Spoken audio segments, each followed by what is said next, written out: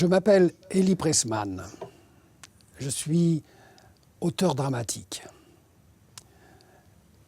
C'est mon dernier métier, c'est mon métier actuel. Arrivé à mon âge, qui est assez important, impressionnant même,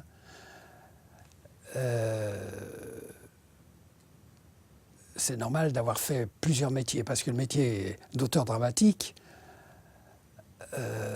comme son nom l'indique, c'est dramatique parce que très peu de personnes en vivent.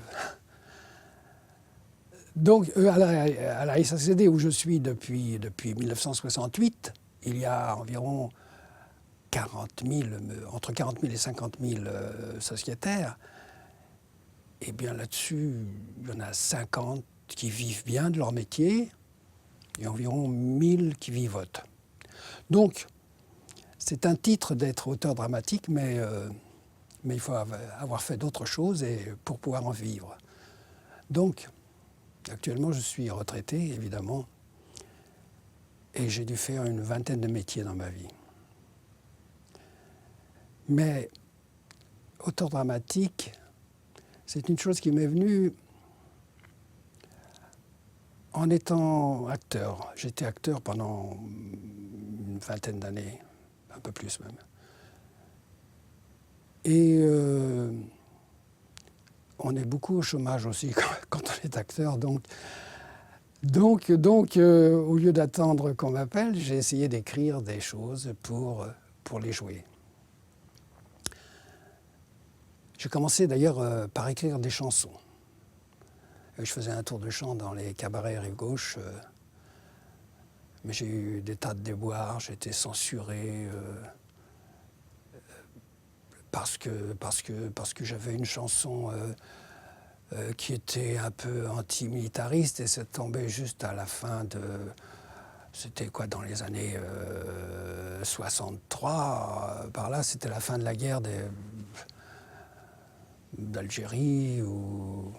Donc, j'étais programmé à la télévision sur la chaîne numéro 1, et inscrit dans les journaux, programmé donc. Et je m'installe, je répétais à ce moment-là dans une pièce de théâtre pour un festival, et j'ai dit ce soir, je ne répète pas, je regarde la télévision. Et je m'installe devant l'écran, et toute l'émission se déroule, et pas de chanson. Ça avait été censuré. Donc ma carrière d'artiste lyrique s'est arrêtée là parce que c'était très désolant de voir ça, quoi. Par la suite, donc, je me suis dit, tant qu'à faire écrire, écrivons du théâtre. J'ai écrit ma première pièce en 63 et en fait, je n'ai jamais joué dans mes pièces de théâtre. J'ai écrit une quinzaine de pièces qui sont éditées, j'ai une édition complète. J'ai été joué au Japon, au Portugal, aux États-Unis, à New York. En France, un petit peu, mais pas beaucoup. Donc, heureusement que je suis retraité de tous mes autres métiers pour pouvoir être auteur dramatique. Je fais partie d'une association d'auteurs qui s'appelle les Écrivains Associés du Théâtre. On est environ 300. Je suis le doyen. Je suis le doyen maintenant de partout où je vais d'ailleurs. Et sur ces 300 auteurs, il y en a vraiment très peu qui vivent de ce métier. Et il faut faire des tas d'autres choses pour pouvoir continuer d'écrire. Et l'écriture théâtrale, c'est une chose particulière que j'ai appris en étant acteur. Le plus important dans l'écriture, je trouve, c'est le silence au théâtre. Laisser de la place entre les mots pour la vie au théâtre. Le théâtre, ça existe par la présence. Le silence est très important. J'ai des souvenirs d'acteurs, justement, dans une pièce de Tchekhov, la Cerisay, où au début du troisième acte, je crois, tout le monde, après le repas, tout le monde est sur la terrasse, on attend comme ça. Et il y a un silence magnifique. Et d'un seul coup, on entend un bruit qui vient de la montagne, comme ça. Et tout le monde s'arrête et s'interroge pour savoir d'où vient ce bruit, qu'est-ce que c'est. Et ce moment-là, c'est un moment de théâtre magique. Ce n'est pas une réplique, c'est un petit bruit qui fait que tout le monde vit cet instant en même temps. Et j'ai un autre souvenir, alors comme acteur, c'était au TNP, du temps de Jean Vilar, dans l'irrésistible ascension d'Arturo Ui. Je faisais le personnage de Ina, qui était le petit ami de Roma, qui est un Rome. Le personnage historique s'appelait Rome, mais dans la pièce, il s'appelle Roma. Et c'était la nuit des longs couteaux, on attend comme ça dans un garage, on a rendez-vous, on sait qu'on a rendez-vous avec Arturo Ui, donc qui est censé représenter Hitler. Et il y a une tension comme ça, nerveuse, et je fume. J'allume une cigarette et je dis, c'est curieux le tabac, qui fume à l'air tranquille. Et à un moment donné, Roma me dit, étends ta main. Et ma réplique était de dire, elle tremble. Et le moment où je tendais ma main et où je disais, elle tremble, il y avait 3000 spectateurs dans ma main. C'était un moment magique parce que le temps m'appartenait. Donc, le silence est très important au théâtre. Et dans l'écriture, c'est la même chose. Enfin, je pense, oui. Le plus dur, c'est entre les mots, laisser du silence pour la vie des personnages. Par exemple, là, si je ne dis rien, vous vous demandez ce qui va venir, là. Qu'est-ce que je vais dire? Et ce moment-là, c'est magique, non? C'est du théâtre, voilà. J'écris vraiment, je ne suis pas du tout un staranovice de l'écriture. J'écris quand il me semble avoir quelque chose à dire. Ma première pièce s'appelait L'Oisellerie, et il y avait 6 personnages, 4 femmes et 2 hommes. 4 femmes, c'était tous les âges de la femme, qui vivaient en présence, c'était la même femme, mais elle était séparée en 4. Ça commençait à 16 ans, elle avait 20 ans, puis elle était adulte, puis vieille. Et les 4 vivaient en même temps auprès de ces 2 hommes. Le premier étant, j'avais l'âge du personnage, quoi, la trentaine, et l'autre personnage s'appelait l'autre. L'autre, c'était celui qui regardait vivre le personnage, qui décrivait ce qu'il ressentait tout en disant autre chose. Voilà, ça c'était le thème de la première pièce. Après, j'ai écrit... cette pièce-là, en fait, ne s'est jamais jouée. Elle s'est jouée... Elle est passée, toutes mes pièces, la plupart sont passées sur France Culture. Mais au théâtre, pour être joué, il faut avoir de la chance déjà. Et puis le théâtre contemporain, ça ne marche pas, ça n'a jamais vraiment marché, à part quelques exemples. Donc il y a beaucoup de déchets. Et je faisais partie de ces déchets-là. Enfin, déchets, c'est pas vraiment, mais... Et pourquoi j'ai été joué à l'étranger? Alors ça, c'était un... Je ne sais pas. Je ne sais pas. J'étais quand même constant à essayer d'envoyer les textes un peu partout, à l'étranger. On m'avait donné une adresse au Japon, ça marchait. Et puis voilà. Donc, mais je n'ai pas de motif valable. Les rares fois où j'étais joué, c'était ici, comme j'étais joué à l'Odéon, à Saint-Étienne, dans les théâtres publics, mais jamais dans les théâtres privés. Alors que dans les théâtres privés, c'est là où on peut gagner sa vie. Un auteur qui est joué dans un théâtre privé, d'abord parce que ça se joue longtemps, alors que dans les théâtres publics, c'est toujours pour une série de représentations limitées, une trentaine de représentations. Mais ça ne s'est pas fait. Alors voilà, j'ai écrit donc d'autres thèmes. C'est toujours avec quand même beaucoup d'humour. Enfin, quand c'est pas des comédies vraiment, mais ce sont des choses sérieuses, mais où la place de l'humour est très très très importante. Je suis devenu auteur dramatique après avoir été comédien pendant une quinzaine d'années, si ce n'est 20. J'ai rencontré des gens merveilleux dans ce métier. J'ai eu la chance de travailler au TNP, de Jean Vilar, avec George Wilson, et de jouer avec lui dans Arthur Horry, de l'avoir en scène devant moi. Et c'était un homme magnifique, d'une autorité naturelle, d'un talent évident, et avec une conscience politique magnifique. Parce que quand Arthur Horry s'est créé, c'était l'époque où il y avait De Gaulle et où il y avait une contestation des élections et tout ça. Et quand il faisait son discours final à la fin, c'est une transposition qui se passe chez les marchands de choux-fleurs. Et il y a un discours à la fin magnifique. Et à la toute fin, quand il enlevait sa perruque et qu'il venait à l'avant-scène, et il disait « Vous, apprenez à voir au lieu de regarder bêtement. Agissez au lieu de bavarder. Voilà ce qui a failli dominer une fois le monde.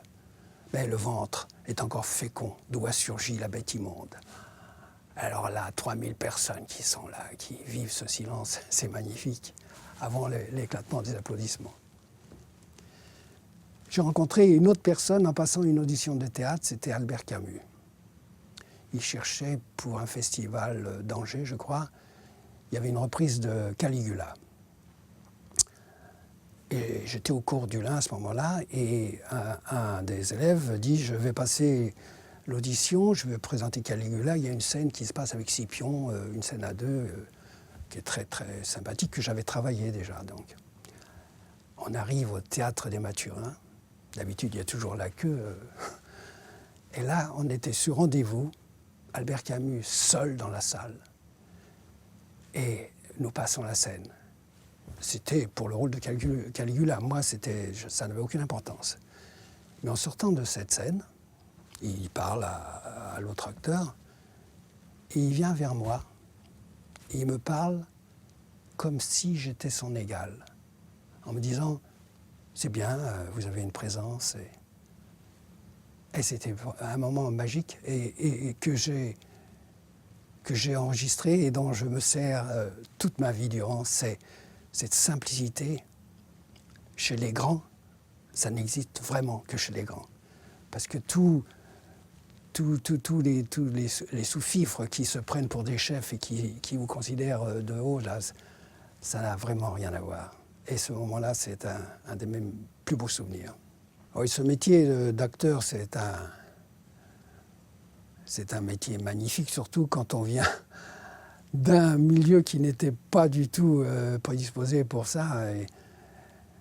Et pour moi, et en plus, j'avais été obligé d'arrêter mes études pour pouvoir entrer dans la vie active suite à la déportation de ma mère. Donc j'avais fait des tas de métiers manuels, des gagne-pains. Je pourrais en parler après, éventuellement. Mais quand j'ai découvert le théâtre, l'école de théâtre, d'abord parce que je suis entré dans l'école de théâtre, c'était à l'école du Lin, et à l'école Jacques Lecoq pour le mime. Ça a été une véritable découverte pour moi, un bonheur. Parce que j'avais interrompu mes études, donc, et quand j'ai découvert ce qui pouvait se passer entre deux mots sur une scène, avec un partenaire et le public, bien sûr, c'est une chose inoubliable. Et ça, après, je l'ai déjà dit, mais quand j'ai voulu écrire, ça m'a servi énormément. Les répétitions, c'est magnifique aussi, parce que c'est là où on fait le travail vraiment, et ça dépend des metteurs en scène. J'ai travaillé avec Pitoef aussi, en fait, avec Bourseillet, tout dépend aussi des metteurs en scène. Alors il y en a qui vous mettent à l'aise, et il y en a d'autres qui veulent absolument qu'on sache le texte tout de suite, et qui vous nouent là comme ça, alors que le grand art, justement, c'est de détendre, de faire venir les choses facilement. Et le moment des répétitions est merveilleux parce qu'on fait connaissance avec les acteurs qui sont là, les actrices. Chaque pièce, c'est une nouvelle naissance, par la répétition. Et malheureusement, quand il y a naissance, il y a mort aussi. Parce qu'à la fin des représentations, quand on a vécu ensemble 30 ou 60 fois, et qu'on se sépare, c'est vraiment une sensation. On dit, on va se revoir, et puis non, c'est pas vrai. Tous ces personnages qui ont vécu ensemble, on ne les retrouve plus. On est tous séparés et chacun reprend sa vie. Et ça, il fallait apprendre à faire ce deuil-là. Mais bon, le théâtre, c'est la vie, mais en mieux. En mieux, c'est-à-dire toutes les sensations sont amplifiées. Mais doivent être authentiques. Je veux dire, il ne s'agit pas de faire semblant, il s'agit de... Tout vient du plexus, là. Être amoureux, être malheureux, être malade, vieillir, mourir. Ça m'est arrivé d'avoir à mourir plusieurs fois. J'ai été comédien à la télévision aussi. Et chez Jacques Lecoq, il y avait une série d'émissions muettes, la Belle Équipe. Et un de mes rôles, une fois j'entrais dans un salon de western, je titubais, je faisais tout le tour comme ça, et je m'effondrais mort. Parce que j'avais pris, juste avant d'entrer, j'avais pris une flèche dans le dos. Alors maintenant, tout mon rôle était de tituber comme ça et de m'effondrer, voilà. Ça a été un grand personnage, oui. Bon, des souvenirs... Ah si, j'ai un souvenir merveilleux, alors là aussi, j'ai tourné avec Brigitte Bardot. Alors là, c'était un film de Louis Malle, Vie privée. Et la première scène, c'était une scène d'amour, un baiser voluptueux à faire en gros plan, à la caméra. Et alors, je m'étais lavé 10 fois les dents avant, et on était devant la caméra comme ça, et Louis Malle gentiment m'a présenté quand même à Brigitte Bardot, qui a été très gentille. On était devant la caméra comme ça, et pour me détendre, elle sentait que j'étais comme ça un peu, bien sûr. Elle m'a dit, tiens, je vais voir si mon rouge déteint. Et elle m'a fait un petit baiser hors champ. Elle dit, non, ça va. Et j'avais trouvé ce geste très, très, très amical. Voilà, bon, c'était un petit rôle, hein, mais c'était intense, voilà. Et j'ai eu des très belles photos que j'ai montrées à mes filles, à mes petits-enfants. Et Brigitte Bardot, bien sûr, a vieilli comme moi, voilà. Et j'ai commencé par bien d'autres choses. J'ai commencé à travailler, j'avais 15 ans, dans les métiers de chapellerie. J'étais chapelier, donc des chapeaux piqués. Travailler du chapeau, piqué. Là, il fallait. C'était déjà, pour mes petits copains, c'était déjà. Alors il s'agissait de travailler à la machine, une machine à coudre, une machine de chapelier, c'est une toute petite machine qui fait un point de chaînette. Ça va très vite, c'est une machine surélevée comme ça. Et on vous donne des pièces de tissu qu'il faut rassembler, monter, coudre, former. Bon, c'est le principe de la casquette aussi, c'est des tranches avec une visière à mettre, mais j'étais plutôt chapelier que casquettier. Et au début, quand j'ai travaillé, je travaillais à la pièce. Et je suis très habile manuellement. Et j'ai commencé à débiter ça à une vitesse, ce qui fait que je gagnais un argent incroyable pour quelqu'un de 15 ans. Dans ma récapitulation de carrière, quand j'ai pris ma retraite, Dans les 10 meilleures années, mes années de chapelier étaient en tête, en rétablissement à la valeur du franc. Et donc je prenais 3 semaines de sport d'hiver, 5 semaines au bord de la mer. Et comme j'étais payé à la pièce et que j'étais bien, mon patron il râlait, il disait comment tu pourrais là. Je lui dis si ça vous plaît pas, bon je peux aller ailleurs. Mais... Donc c'était vraiment formidable. Après quand il s'est rendu compte que ça lui faisait perdre de l'argent. On a été mensualisé. Alors, j'ai travaillé à 15 ans parce que la famille était détruite suite à la déportation de ma mère. J'avais mon père encore, qui était chapelier lui-même d'ailleurs. Et c'est comme ça que, tout naturellement, je me suis dit, tiens, je vais faire des chapeaux. Mais cela dit, je savais que ça ne durerait pas parce que j'avais des velléités, un désir artistique. Alors, j'avais essayé je faisais du piano. J'essayais de la danse classique aussi, mais j'étais raide comme tout. Mais donc, je savais que ça ne durait pas. Et ça a duré, en effet, j'ai travaillé 7 ans comme chapelier. Alors après, j'ai fait des tas d'autres métiers à travers l'écriture. J'étais scénariste, dialoguiste, auteur. Comme comédien, j'étais mime, j'étais chanteur.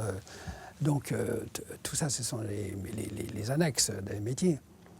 Et puis, quand il a fallu fonder une famille et emprunter de l'argent pour pouvoir acheter un appartement, on ne prête pas à un comédien. C'est très difficile de trouver une banque qui vous prête de l'argent. Alors j'ai commencé à faire d'autres métiers. Je suis devenu directeur administratif. De ressources humaines, directeur de ressources humaines, des tas de métiers où je n'avais aucune formation. Mais c'était un ami qui m'avait vu. Ah oui, j'avais été. Il s'est installé. C'était un avocat international. Il a vu que je me débrouillais bien. Au moment où il s'installait, il avait besoin d'un conducteur de travaux pour faire. J'ai fait le conducteur de travaux et il a pu ouvrir son cabinet à temps. Il m'a dit pourquoi tu ne viendrais pas chef du personnel chez moi, administrateur. J'ai dit bon, essayons. Donc c'était un métier, il m'a pris, j'ai été payé pas mal, mais enfin. Donc, et de là, il m'a demandé d'être administrateur de société ou gérant, enfin bref, j'ai fait tous ces métiers annexes qui étaient d'ailleurs plus ou moins sérieux, mais qui me permettaient de vivre. Et tous ces métiers-là me permettent d'avoir une petite retraite et de pouvoir continuer d'écrire. Cela dit, pour le moment, je n'écris plus tellement de théâtre. Enfin, j'ai écrit ici, j'ai une dernière pièce qui me tient à cœur qui s'appelle « Un petit garçon ». Et ce petit garçon, c'est en fait un peu l'histoire de ma vie pendant les années de guerre. Pendant les 5 ans de la guerre, de 9 à 13 ans, voilà. Avec l'exode, avec le passage de la ligne de démarcation, j'ai eu la chance de vivre chez un Savoyard que j'ai fait nommer juste parmi les nations, il y a 5 ans, et qui est mort bien sûr depuis très longtemps. Alors toute cette période-là, je la raconte, c'est un monologue à la 3e personne. Et comme challenge, je vais la jouer sur scène en mars-avril prochain et je suis en train d'apprendre ce texte et c'est vraiment un coup de jeunesse. J'espère que je serai à la hauteur au moment opportun pour pouvoir le faire. Je ne fais pas de publicité là où ça pourra s'effacer, mais c'est au Théâtre Essaillon. Je ne sais pas si ça pourra toujours se couper au montage si ça dérange. Mais en tout cas, mars-avril, je jouerai un petit garçon, un monologue d'1h15, seul en scène. Ce que j'essaie de transmettre là-dedans, c'est c'est qu'il n'y a rien de pire que ce qui m'est arrivé, ce drame. Encore que pendant cette période de la guerre, j'espérais le retour de ma mère, parce qu'on ne savait rien. Mais c'est que la vie est une chose magnifique. Que cette rencontre entre l'œuf et la petite graine, c'est une chose magique. Qu'il s'en est fallu de si peu pour y demeurer à jamais dans ce néant. Donc cette vie magnifique, c'est ce que je veux, c'est ce que j'essaie de transmettre à mes petits-enfants et aux spectateurs en général. C'est que, quoi qu'il arrive, on a eu la chance d'être né et d'avoir à se battre pour vivre et pour devenir un homme, un adulte, un vieillard, ce que je suis aujourd'hui. Mais voilà, c'est ce que j'essaie de transmettre à travers ça. Comment réussir à vivre malgré tous les malheurs qui peuvent arriver et apprécier tous les bonheurs qui sont énormes quand ils se présentent.